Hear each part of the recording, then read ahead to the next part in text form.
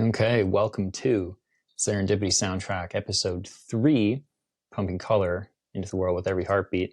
In this episode, special, well, I guess my friend told me that I got to do an intro sound, but I don't know how to do that techie shit yet, so I have this riff that's my favorite.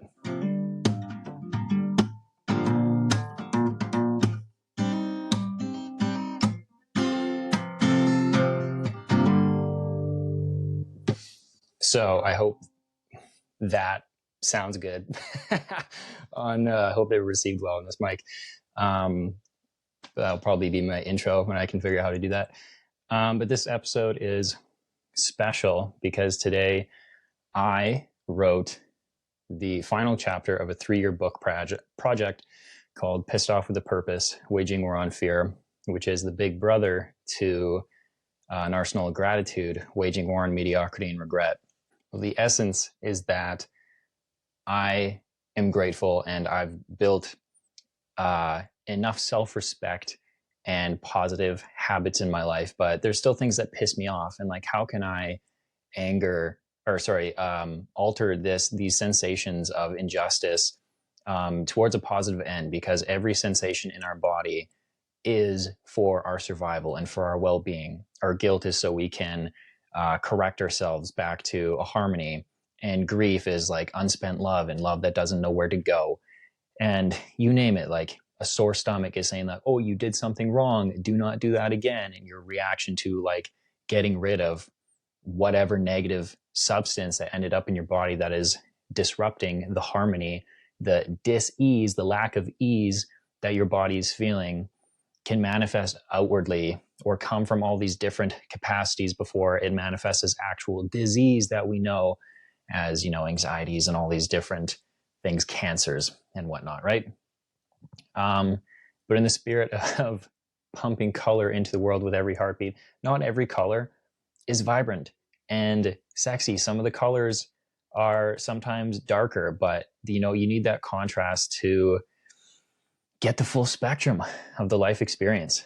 And this episode today is kind of going to be on toxic positivity and toxic compassion, because I believe that if you love me, you would hold me accountable to the things that I say, the person that I want to be. You would call my bullshit.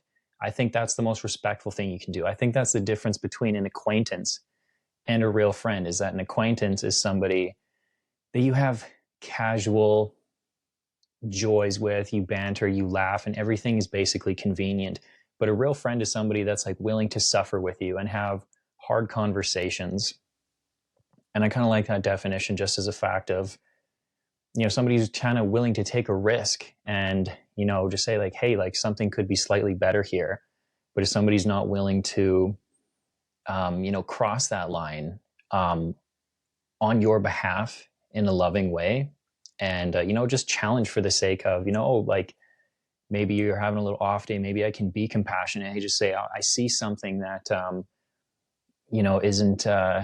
isn't coming out in the best light right now. Maybe I can be of service. Maybe I can be a better friend and rise to the occasion today, but I have to expose that something's not all right. Right. And so we have to expose each other's bullshit. I even put on a nice shirt today because of this moment, and I want to translate this energy. But the spirit of today, my message is essentially in an essence that to the right people, I'm going to sound like an asshole to.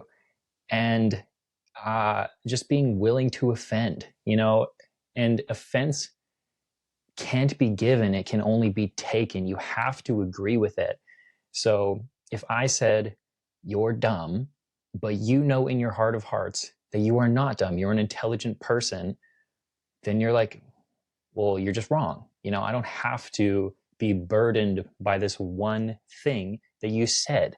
I don't have to be shaken by this one projection, because if that was the case, every celebrity on the planet would be unbelievably troubled people, because instead of having this small community of, the few people who say like, yes, girl, keep going. Or the guys are like, oh, you look great and stuff like that. And the other person's like, oh, you sound dumb. They have millions of people saying weird, absurd shit to them all the time, and to take inventory of all of that all the time and get every random person credit to their words as if any of it matters. You just still have to be who you want to be at the end of the day, and respect yourself and allow the world to align itself accordingly from that point. Because if you, who you are, and you respect yourself, like the law of attraction is that people would be magnetized to somebody who has their shit together and carries their burden and has humility in their flaws. They will carry themselves in a capacity that brings other people along. He's like, you know what? I do want to expose the things that aren't good for me and have people around me who can say like, yeah, like you're kind of acting kind of pathetic today. Is there some way that I can support you? You know, to just like not just feel like you have to fucking be a lone wolf your whole life. And that's really what I was doing for a long time, is that I think I could change the world by being a lone wolf. That doesn't even fucking make sense, you know? So, as somebody who went from being this big game horseback guide and having my many insecurities, but having things that I could really rely on and be like, oh, like I have the reputation of this big game horseback guide who's bumped into grizzlies and been surrounded by wolves, and thought my brother was dead for 5 days and became an author because I was bargaining with God, like, what the fuck's this all for? And you know, all these crazy scenarios that people are like, wow, it's amazing, you must be so courageous. But then I would come home and be afraid to, you know, make a new friendship or have a certain conversation. It's like, man, there's different kinds of courage out there. And I don't want to be leaning on this one thing that I'm good at and, you know, have that compensate for all the ways that I feel small, because then it amplifies how small that I feel, you know? And so to have people around me who are willing to offend, even though it feels like the wrong word, but just expose reality for what it is. And if I disagree, well, then either I'm committed to my bullshit, or there's an opportunity there for me to see reality in a different light. And there's a lot of potential in that. And yeah, just have relationships become playgrounds for self-discovery, and that nothing's off the table in the sense of pure, authentic expression. That if you are truly who you want to be all the time, then I will either be helping you become that person and I will strengthen that, or be like, oh, maybe I can't help you, but I have somebody else who's like meant to be a greater friend than me. But if I can at least be a connection, or, you know, just make practice of being that authentic version of myself, then when then other people come around, then I won't be as scared, because it's not like, oh, this is the first time I'm finally being me. I don't know if it's going to work out, you know? Everybody gets the same me all the time. So I don't have to decide what mask I'm going to put on in each room. Everybody says such the same things, but everybody's having a different experience of who I am anyways, based off of their perception. And maybe my confidence makes me an asshole in their light. And for other people, their confidence is courageous.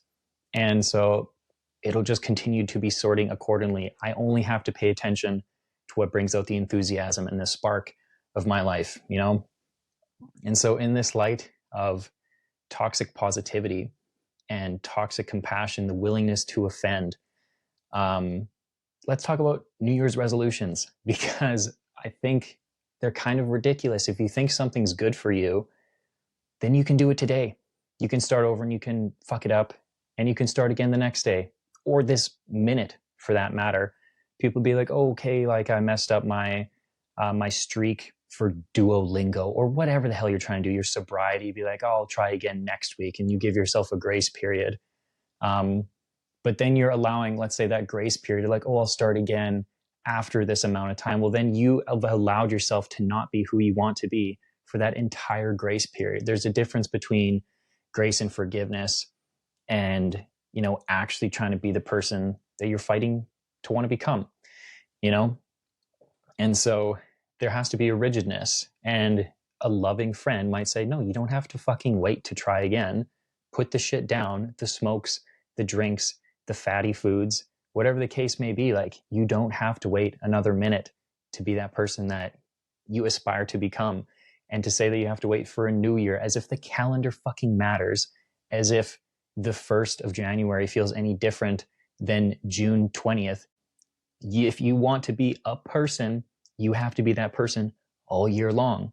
Seasons have different effects on us, sure, but you as a character and human being should not be seasonal. And in that spirit of, New Year's resolutions and like my definition of love, of holding me accountable, and having those scary conversations, there's a societal conversation going around that makes us weak. And there's, statistics going around that something like the damage of loneliness, because like this epidemic, post COVID, has having such a profound effect where people are always connected but not actually meaningfully involved and not having real relationships. The equivalent of the damage of loneliness is equivalent to 15 cigarettes a day. And so you're just like, oh, wow, that's incredibly unhealthy. And the cognitive dissonance that you need to have to be smoking cigarettes, here's me being, an asshole to the right people, let's say, saying how dumb cigarettes are. Well, you know that because it's the only product I understand anyways that has to tell you how dumb you are. When you buy it, it has a warning, it has a picture of how ugly the consequences are.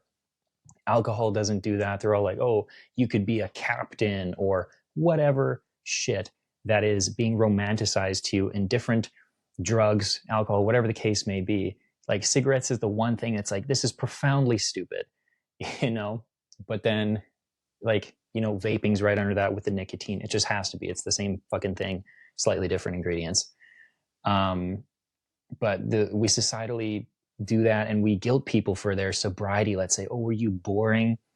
To have the audacity on their other side of sobriety and, having that self-control of like, no, I'm not a coward. I'm actually trying to have like authentic courage. I don't want to fabricate that through alcohol. I want to be fun all the time without having to fucking pay for it and drink and, smooth myself and have this social lubricant to actually get to where I want to be, But to finish up the cigarette thing, to have it go both ways, to say like, okay, if this picture on this thing isn't ugly and scary enough of this person like having to like put a little microphone up to their neck so they can speak, that like they are simulating the same damage of loneliness. If you're having a pack of cigarettes a day, like that's how damaging it is. And everybody, knowingly, nobody fucking wants to feel lonely. That's like one of the worst things in the world. That's why we have all these crutches. That's the damage that we're simulating, so it couldn't be more obvious. To move on to even more controversial stuff, to not have these conversations of, like, oh, being overweight, you got to love yourself and stuff. But if somebody really loves you, they want you the healthiest, most athletic, unbelievably capable version that you could possibly be. And it's going to be uncomfortable. But to change the narrative as if like, no, like you being overweight's like perfectly fine. You're still lovable. Yes, 100%. You fundamentally, everybody deserves love.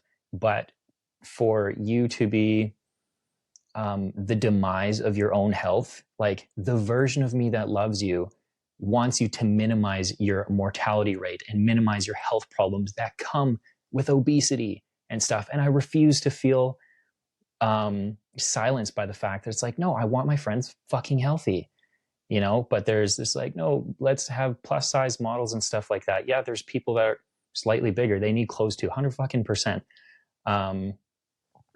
But to have the grand narrative to be like, go get the fuck out of your house and do things that scare you and move the diet around to, all these comfort foods that brought us to this place. And like, how can we have these healthy coping mechanisms and get back into sports and do things that, allow us to like have treats. And it's not such a detriment to our being because, yeah, absolutely. We deserve a treat after having, hours of play as kids used to have. But no, we're just like sitting down and letting our laziness and abundance destroy us. The most pathetic thing we could possibly have is a nation and a generation of people who were destroyed by their own overabundance. And that's the place that we basically are, and in tune with that, like prolonged media effects, the fact that we have constituted or changed real relationships for, always texting people. There's nothing like actually being out in the wild and having real genuine human connection. And the epidemic of sexlessness that's happening right now, that like 30% of men haven't had intimacy in the last year and 20% of women haven't had intimacy in the last year. There's something to be said about people going and earning it and being somebody who can,